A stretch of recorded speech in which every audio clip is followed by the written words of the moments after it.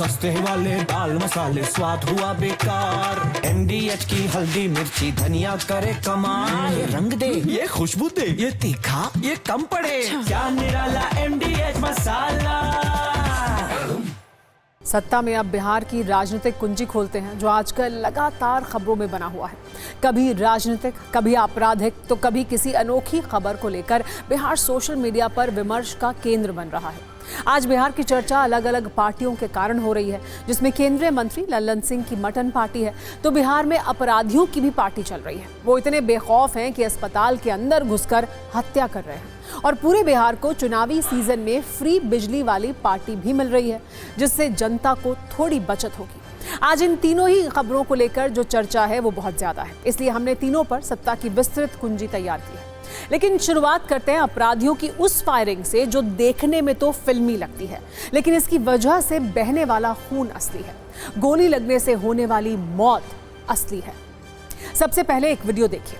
इस वीडियो में 5 लड़के एक साथ एक लॉबी में चल रहे हैं। सब धीरे धीरे अपनी रिवॉल्वर निकालते हैं और एक कमरे में घुसते हैं। अंदर गोलियां चलाते हैं।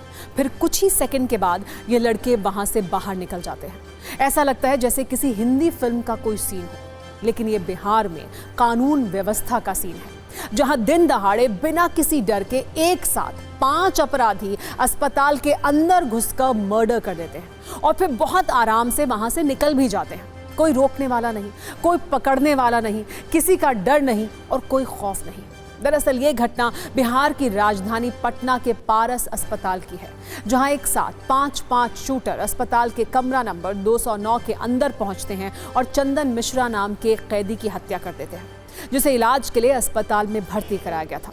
इस घटना ने पक्ष विपक्ष और आम लोग सबको हैरान कर दिया है। क्या बिहार में कानून व्यवस्था की स्थिति इतनी खराब है जो दिन दहाड़े इस तरह की घटना हो जाती है? लेकिन इस घटना की तरह ही एक बयान ने भी सबको उतना ही हैरान किया है। ये बयान बिहार के additional director general of police यानी ADG कुंदन कृष्णन का है, जिन्होंने इस तरह की घटनाओं का श्रेय मौसम को दिया है और दोषी किसानों को बताया है। उन्होंने कहा है कि मई जून में बारिश नहीं होती है, किसान खाली होते हैं, इसलिए अपराध बढ़ गया है। सवाल यह है कि ADG साहब क्या कहना चाहते हैं? किसान अपराध करते हैं? क्या किसानों का पार्ट टाइम काम मर्डर करना है? वैसे ADG साहब इतने पर नहीं रुके। उन्होंने ये भी दावा कर दिया कि चुनाव है, इसलिए अपराध पर नेताओं की नजर है।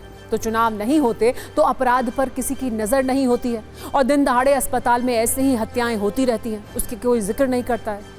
इसके अलावा ये भी उन्होंने कहा है कि बिहार के युवा सुपारी किलर बनकर शॉर्टकट में पैसा कमा रहे हैं। सवाल यह है कि फिर पुलिस और प्रशासन कर क्या रहा है? एक बार ADG कुंदन कृष्णन के ये 3 अद्भुत तर्क खुद उनके मुंह से सुनिए, फिर इन तर्कों की गहराई में भी चलेंगे। हाल में जो काफी हुआ है कि शूटर्स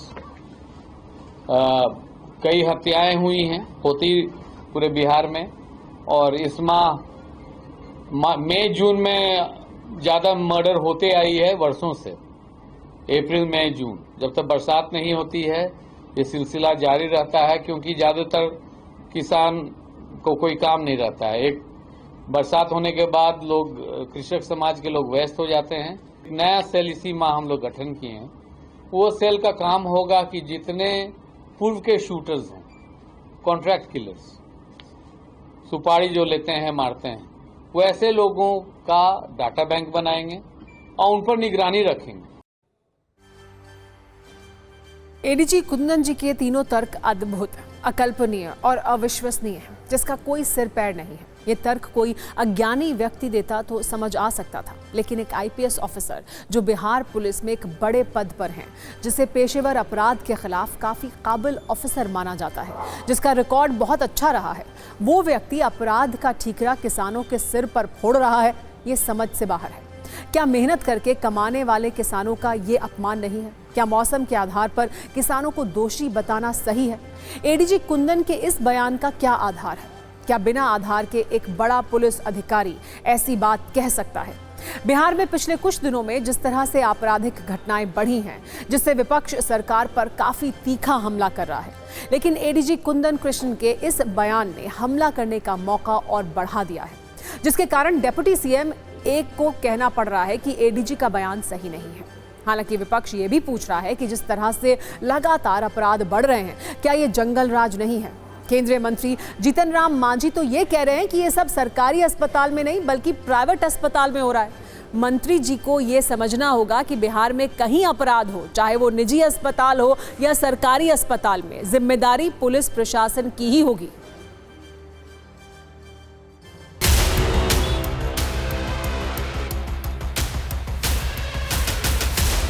पुलिस वालों का डिप्लॉयमेंट यहाँ पे किया गया है। यहाँ पर निजी सुरक्षा बल भी यहाँ पर तैनात रहता है। तमाम तरह की सुरक्षा के इंतजाम यहाँ पर रहते हैं।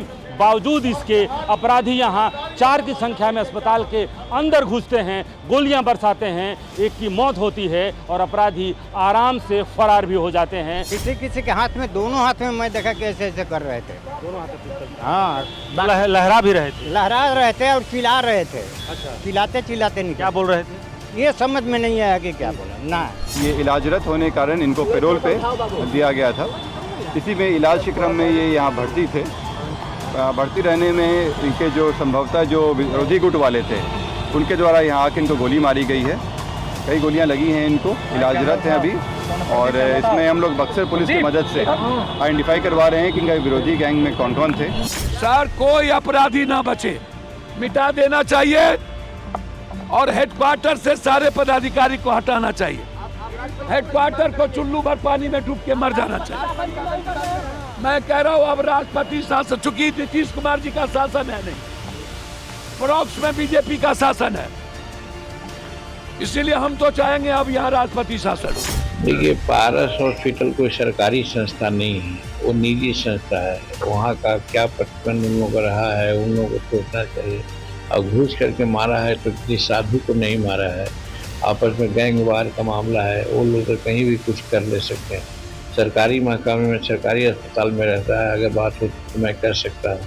ये बिहार में हो क्या रहा? अब तो कोई सुरक्षित नहीं रहा। अब हर लोग भय और आतंक के साए में जी रहे हैं। यहाँ सरकार नाम की कोई चीज नहीं बची। लॉ एंड ऑर्डर, कानून व्यवस्था चौपट कर दिया। गुंडा राज, अपराधी राज कायम हो गया। कल आदरणीय प्रधानमंत्री जी चंपारण बिहार आ रहे हैं, बताएं इसे किस राय दी जाए। वैसे इस पूरे मामले में एडीजी का बयान काफी संवेदनहीन है। वो ऐसे तर्क दे रहे हैं जैसे अपराध रोकने वाली एजेंसी में नहीं बल्कि मनोवैज्ञानिक हो, जो मौसम के आधार पर अपराध की ग्रेडिंग करते हो।